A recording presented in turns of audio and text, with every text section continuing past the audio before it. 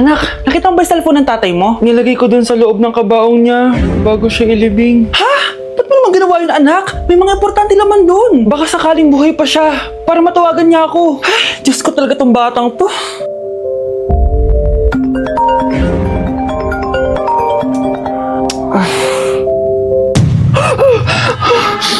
Matawag si tatay. Nay, kailangan natin pumunta sa sementeryo. Tumawag sa akin si tatay. Anak, pwede ba? Wala akong oras makipagbiruan sa'yo. Marami pa ako tatapusin trabaho. Pero nay, Pag di ka pa tumigil, kukunin ko yung cellphone mo. tay, sumagot ka. Alam kong buhay ka. Sa lahat ng pwede kong makita, ikaw pa talaga. Jessica, tinatawagan ko lang tatay ko. Nababaliw ko na talaga, no? Patay na tatay mo, di ba? Baliw. Hindi, buhay siya. Ito tandaan mo. Kapag hindi ka pa tumigil sa kabaliwan mo, susunod ka na sa tatay mo. Sinabihan akong baliw ni Jessica tapos sinaktan niya ako. Totoo naman, di ba? Nabuhay ka. Anak, nabalitaan mo na ba? Ha? Ang alin, Nay? Patay na si Jessica. Natagpuan siyang walang buhay dyan sa may ilog. Ano? Ay, Diyos ko, kawawang bata. Tay, sumagot ka na please. Ikaw! Ikaw ang pumatay sa anak ko! Ano? Eh siya nga to ng away sa akin eh. Ikaw ang huli niyang kasama. Tandaan mo to. Isusunod kita sa tatay mo. Tay, hindi ko na alam gagawin ko. Sinisisi ako ng nanay ni Jessica sa pagkamatay ng anak niya. Natatakot ako. Anak, yung nanay ni Jessica. Oh, Bakit, Nay? pinatay daw. Binitin sa may puno. Ano? Nakakatakot na dito sa barangay natin, anak. Sinong pumapatay sa kanila?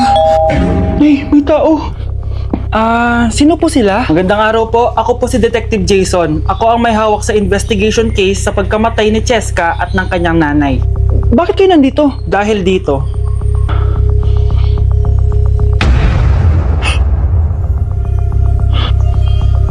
Nay, ikaw pumatay sa kanila? oo anak, narinig ko lahat ng mga sumbong mo sa tatay mo. Cellphone ni tatay. Pinangako ko sa tatay mo bago siya mamatay na poprotektahan kita kahit makapatay man ako ng tao. Sumama ka sa akin, ma'am, para ma-interview ka namin. Tandaan mo to, anak. Kahit nasa kulungan ako, poprotektahan kita. Tumawag ka lang.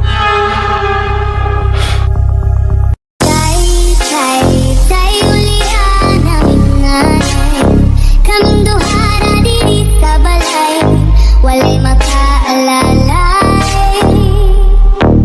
Ew! Tingnan mo nga itsura mo. Hindi ka bagay sa school na to. Wala akong oras makipag-away sa Cheska. Talaga? Eh di bibigyan kita ng oras. Hoy, babae ka! Subukan mo saktan ng besi ko. Makakatikim ka sa akin. Look who's here. Ang BFF niyang squatter. Anong sabi mo? Aray! Huwag mo akong angasan, be. Baka gusto mo mabura yung mukha mo. Hoy, Patricia, tama na yan. Awayin mo pa tong besi ko, hindi lang yan matitikman mo sa akin. Walang iya kayo, ipapag-guidance ko kayo. Lagot kayo sa tatay ko. Go lang, be. Papuntahin mo dito yung tatay mong korap. Pag meet and greet kami, hindi pa ako tapos sa inyo. Ay, banatera ka talaga, bes. Alam mo yan, bes. Christmas music ba yun? September 1 na pala. Anong oras na? Anak, bumangon ka na dyan. Christmas party nga na. Christmas party na namin. Ready na ako, Nay. Ay wow, excited siya oh. Hi, Mare. Long time no see, ah. Mare! Hello po, Ninang. Ito na ba yung naanak ko? Ang laki na pala niya. Oh, eto. Aginaldo mo, iha. Kukunin ko muna sa kanya baka kasi mawala niya. O sige Mare, tara kain na tayo dito. Ay, oh sige, Mars, tara, kain tayo. Oh, mga anak, buksan nyo ng mga regalo ni Santa Claus. Ano kaya ito regalo ni Santa sa akin? Sana slime to. Wow, ang ganda naman ng damit na to. Ano to? Deodorant? Alam kasi ni Santa na maasim ang kilikili mo. Nayo! Okay, dalawa, tama na yan, ha? Nakakamiss maging bata.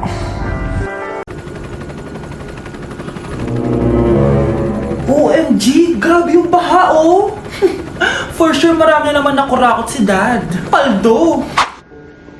Oh, Jessica, ba't ang aga mo? Di ba traffic kasi baha? Ay, opo, ma'am. Baha nga po eh. Kaya pinag-helicopter na ako ni Daddy para safe ako. Kawawa nga po yung mga tao eh. Wow, sana all. Yes, Daddy? Opo, nandito na po ako sa school. Yung baon ko 1 million ha. Send mo na. Ha? 1 million yung baon niya? No! Binasa mo yung Chanel bag ko! Sorry, Cheska. Alam mo ba kung magkano to, ha? 600,000 to! Mas mahal pa to sa bahay nyo! Napakamahal naman yan. Whatever. Papabili na lang ulit ako. Salamat ka, mabait ako. Nahiya naman tong 300 peso na bag ko. Be, tara sa kantin. Nagka-crave ako ng siomay tsaka ng kwek-kwek. Tara. Pwede bang sa Wolfgang na lang tayo mag-lunch? Hindi kasi ako sanay sa mumurahing pagkain. Be, anong kala mo sa akin? Anak ng CEO? Ano ba yan? Hindi ba kayo binibigyan ng allowance ng daddy nyo? Ako na nga lang. Hindi ka naman ganyan dati. Okay, class. Si Cheska na ang bago nating treasurer. Ma'am, huwag si Cheska. Kukurakutin niya lang yung class funds natin. Parang tatay niya. Flood control, ayaw. Gastos, gusto. Kaya mayaman si Cheska kasi korap ang pamilya niya. Ang laki ng tax na binabayaran ko. Sa Disney Princess pala natin napupunta lahat. Habang kami, binabaha na dito. Ikaw pa helicopter lang. Wow, napaka-lavish mo naman. Tsaka, pera muna ako nito Chanel bag mo ha. May ambag din ako dito, no? Hindi kami titigil hanggat walang nakukulong. Deserve niyong magdusa. Kaya hindi umuunlad ang Pilipinas dahil kinukurakot nyo. Mahiya naman kayo! Don't stop shaming them. Deserve nila yan. Mainit ang mata sa atin ng mga tao. Kaya siguraduhin nyo na magmumukha tayong malinis, ha?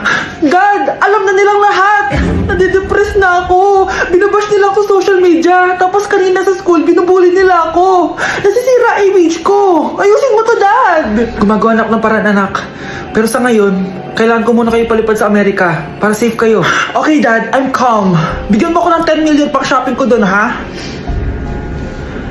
May mga mag-iimbestiga dito. Kaya lahat ng mga luxury cars namin, itago nyo muna. Hindi nila pwede makita yung mga yun. Base sa report na binigay sa akin, may ghost project daw kayo. Totoo ba yun? Wow! It's a yes or no question. Bakit di ka makasagot? Your Honor, kakausapin ko po muna yung lawyer ko. Ang kakapal nyo. Halata naman sa mga kilos nyo na guilty kayo. Kamusta na kayo sila, Mom and Dad? Sana okay lang sila. Nawala sa garahe ang 10 sa 12 luxury cars. Pati mga sasakyan tumakas na. Hindi kami papayag na hindi kayo mananagot. Hindi kami mananahimik sa issue na to. Hala! Nalipat na naman ako ng classroom. Bakit kinder rin nakalagay dito? Saan yun? Ba't puro mga bata yung nandito? Hi mga bata! Ang lesson natin ngayon ay addition. Sino dito ang makakasagot ng 1 plus 1? Ang dali naman ng lesson dito. Ma'am, 1 plus 1 is equals to 2. Correct! Mga bata, 5 claps para kay Scarlett. Hindi niyo ba alam yun? Mga bata, science na tayo ha? Ilan ang planeta sa solar system natin? Ba't walang nagtataas ng kamay? Ma'am, there are 8 planets in our solar system. Correct! Siguro nag-a-advance reading si Scarlett. Lo, ba't parang walang alam yung mga kaklase ko? Okay, tatatakan ko ng star sa kamay ang makakasagot neto. What are the primary colors? Ha? Ba't ang dadali na subject dito? Last sem, nag-research lang ako eh. Ma'am, the primary colors are red, blue, and yellow. Wow! Mukhang may magiging top 1 na tayo ah. Hala, mukhang magiging top 1 pa ako dito. Namali siya ng classroom. Okay. Scarlett Iha, namali ka daw ng classroom, oo. Lumipat ka na lang dun sa grade 12. Ano? Siya ba'y napunta sa kinder? Alright, may bagong dating tayo, class. Miss, pwede mo bang sagutin itong nasa blackboard? Ano yan? Madali lang yan. Madali? Sir, babalik na lang pala ako sa kinder. Buti ba doon magiging top 1 ako? Bye! Hello, nalipat na naman ako. Nasaan na naman yun? Ha? Kailan pa nag-aircon sa classroom namin? Alamig. Class, bring out your iPad and Apple Pencil. Mag-lecture tayo, okay? Kopyahin niyo yung nasa projector. Ano daw? iPad na gamit ngayon? Grabe, ang yayaman naman ng mga tao dito. Ma'am, pwede po ba ako magsulat sa notebook? Ha? Wala kang iPad? Class, di ba nasa school requirement natin na dapat may iPad kayo, okay? So, babalik ka na sa nanay mo. Di na uso yung notebook dito. Wala naman kami pambili nun eh. Oh, class, i-share nyo naman kung saan kayo pumupunta tuwing weekends. Ma'am, nasa Japan po kami tuwing weekends kasi malamig dun tapos may snow pa. Ma'am, sa Paris po kami. Nandun po kasi yung Eiffel Tower tapos sila mami po kasi mahilig mag-shopping dun eh. Lo, ang bongga naman ng mga to. Oh, ikaw Scarlett. Sa kwarto ko lang po, ma'am. Kailangan po ba umalis?